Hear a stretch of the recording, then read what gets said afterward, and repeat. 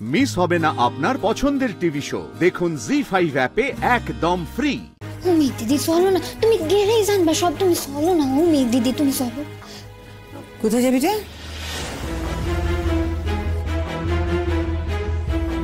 কি জানে না মেঘ? ওই কইতেছিলাম কি বড় মা, দেশে যাওয়ার আগে না একবার মন্দিরে পূজা দিতে চাই। আর মেঘ দিদি তো ঠাম্মারে লইয়া গেছিল তো কালীঘাটে, তাই মেঘ দিদিরে পাকড়াও করছি।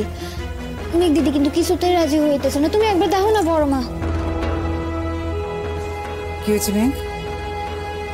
নিয়ে যাচ্ছিস না কেন? এতবার করে বলছি জানা নিয়ে যা না। মন টেনেছে। এই যে বড় মা কইয়া দিছে, এবার কিন্তু তোমার যাইতেই হইব মেঘ দিদি।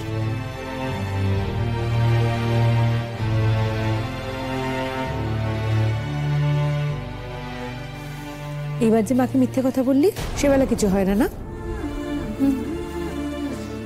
অশ্বত্থামা হতো ইতিগজর মতো, আর পূজা দিতেই তো যাইতেছে। পুরা মিছা কথা তো কই নাই। ডাক্তার বাবুরে কয়টা দিনে লাগা যাওয়ার অনুমতি দিয়েন গুঞ্জা দিদি।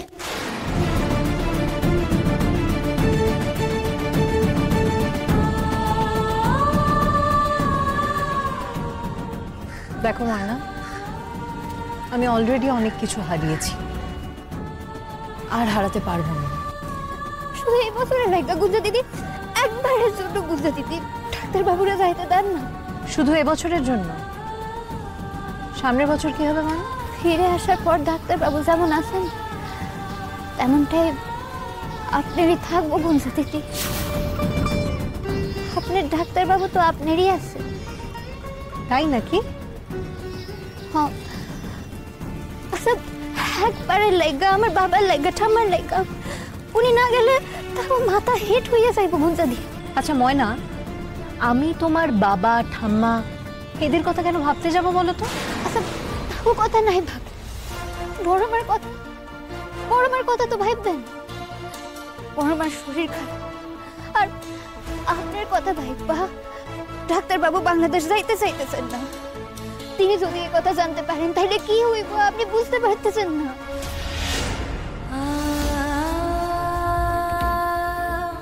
সত্যি গুঞ্জা, সত্যি আমার ভাবতে অবাক লাগছে যে কোনোদিন তোমাকে ভাইয়ের বউ হিসেবে মনে করেছিলেন। ঈশ্বর বোধহয় সেদিন হেসেছিলেন গুঞ্জা। আজকে বুঝতে পারছি যেটা হয়েছে সেটা ভালোর জন্যই হয়েছে। ঈশ্বর আমাদের বাঁচিয়ে দিয়েছে। তাই মেঘদি? তা ভালো তো। তাহলে আমার কাছে এসছো কেন তোমরা? ভুল হয়েছে, 100 বার ভুল হয়েছে। না মেঘদি, চলে আয় মা। মেঘদি, মেঘদি,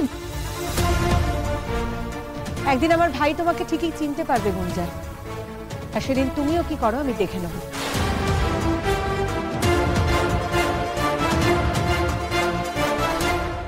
সেদিন কি হবে সেটা না হয় পরে দেখা যাবে, কিন্তু এখন কি হয় সেটা তোমরা দেখবে।